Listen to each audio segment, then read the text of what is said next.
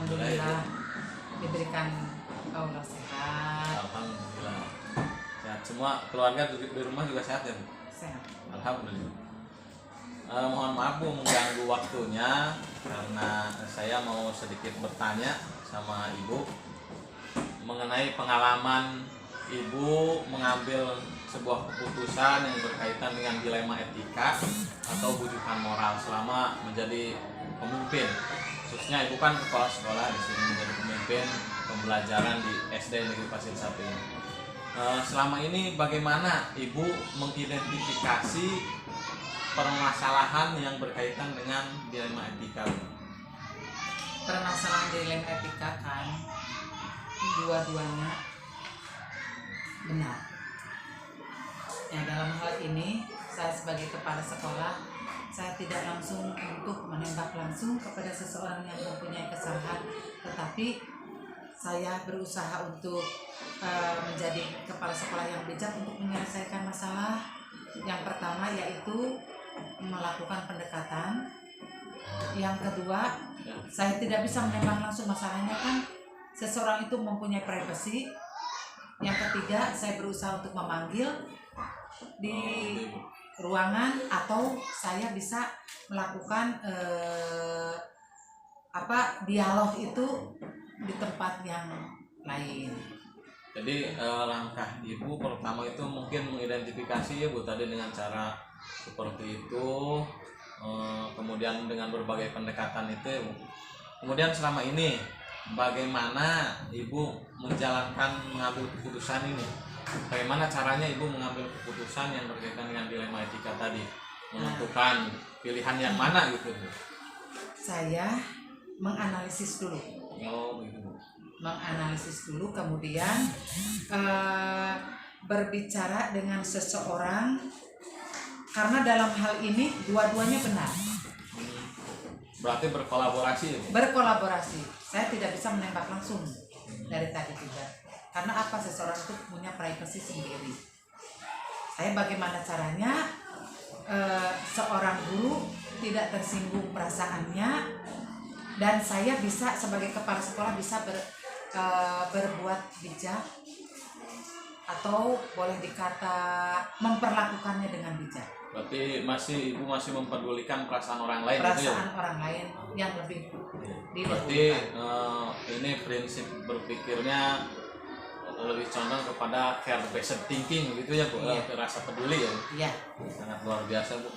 Kemudian hal apa saja yang selama ini dianggap efektif oleh Ibu?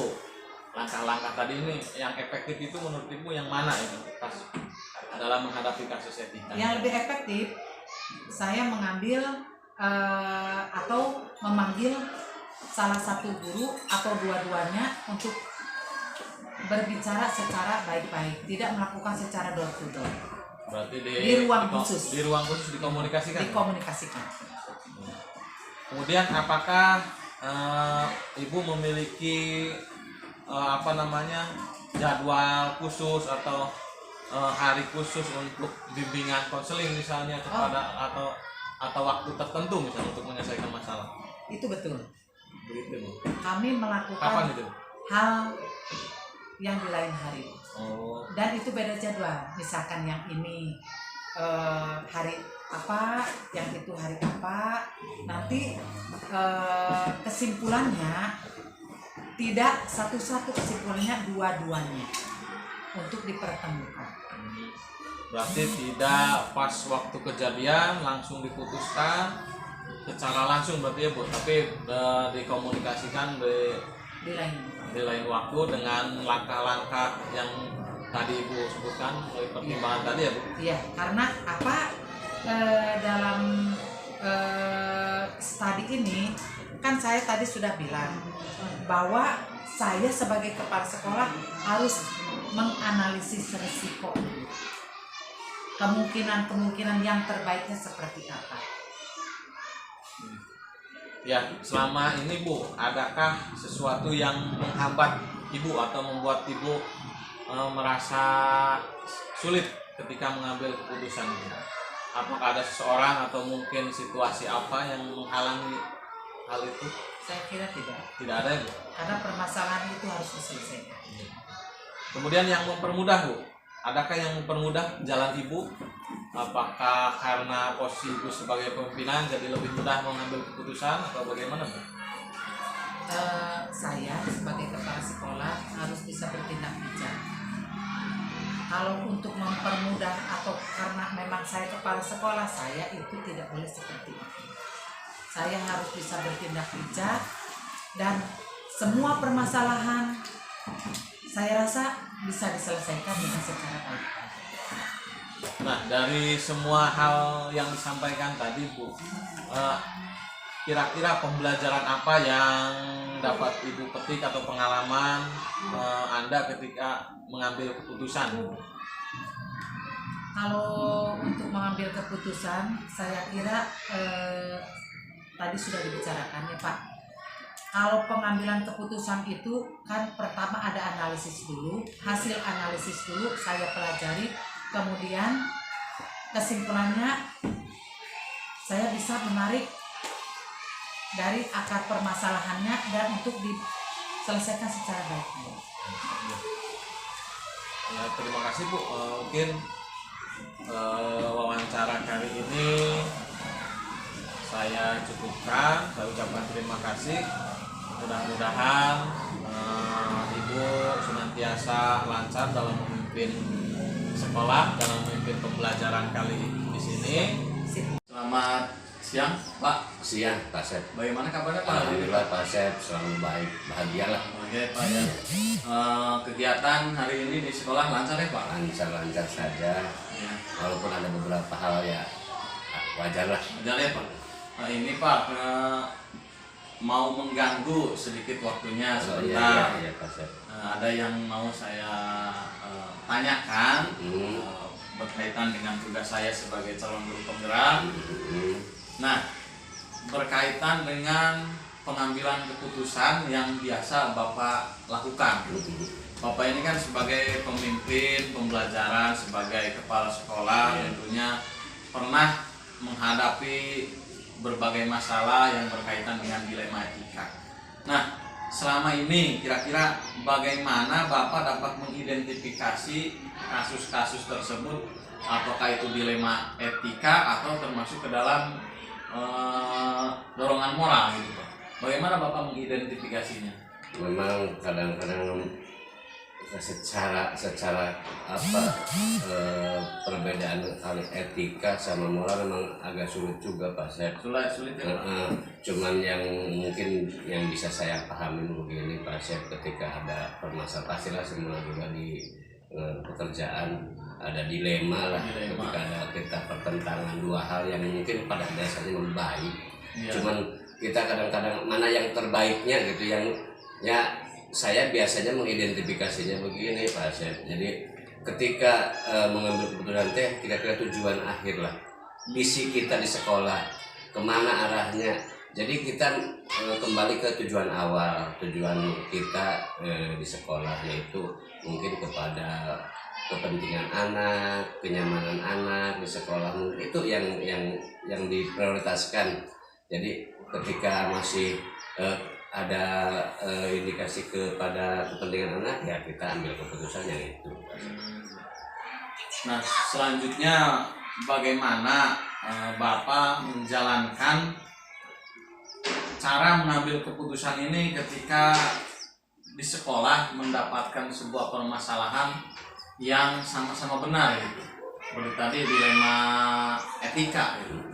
Mungkin saya juga di sekolah tidak sendiri, pas saya bekerja ada rekan guru, mungkin bisa sharing, bisa berbagi, bisa bermusyawarah, berdiskusi.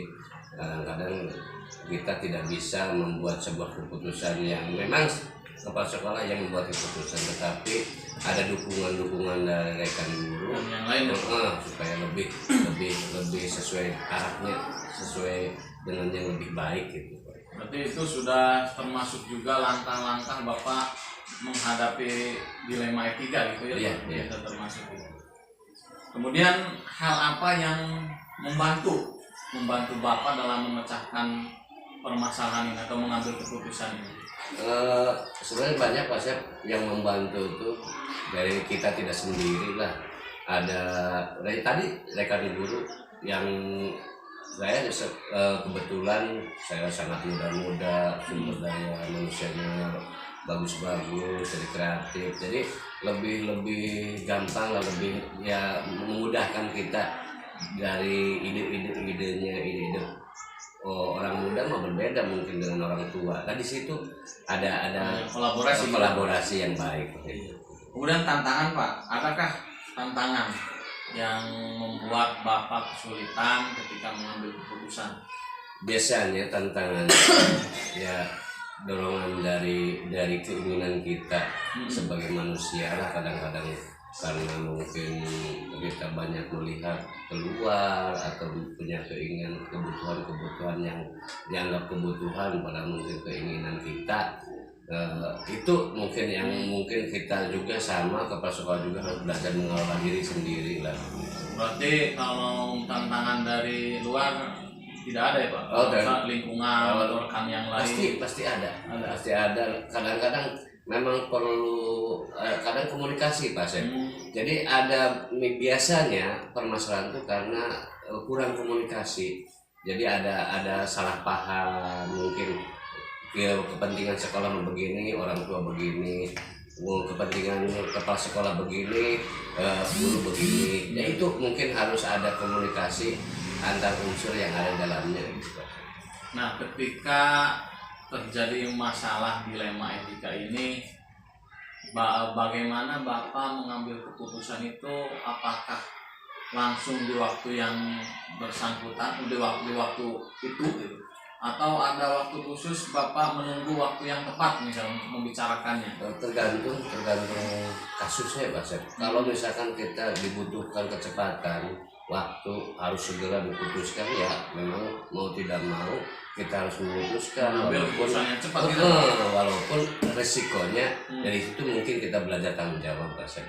Tapi kalau misalkan kita perkirakan ini bisa itu, memang sebenarnya itu harus ada proses waktu, prosesnya supaya kita ketika memutuskan itu dalam keadaan sadar Pak Sep. Jadi lebih keberpihakannya lebih jelas lah kepada kepentingan sekolah, kepentingan anak atau kepentingan pendidikan lah begitu Pak Sep. Nah, berarti dari semua yang Bapak sampaikan ini, kira-kira pembelajaran apa yang Bapak dapatkan atau Bapak temukan untuk menyelesaikan permasalahan ke depan? Ya memang permasalahan kita itu tidak selalu ada, tidak bisa menghindari permasalahan. Tetapi kalau kita dengan hati yang lapang, hati yang tenang, dengan berusaha menyadari diri lah gitu, kita berusaha saling sadar lah. Ya insya Allah dengan komunikasi, dengan keterikatan kasih sayang gitu. Peduli. Jadi mungkin itu lebih memudahkan ketika permasalahan tersebut bisa terpecahkan. Banyak jalan menuju Roma Pak Sep. Yes.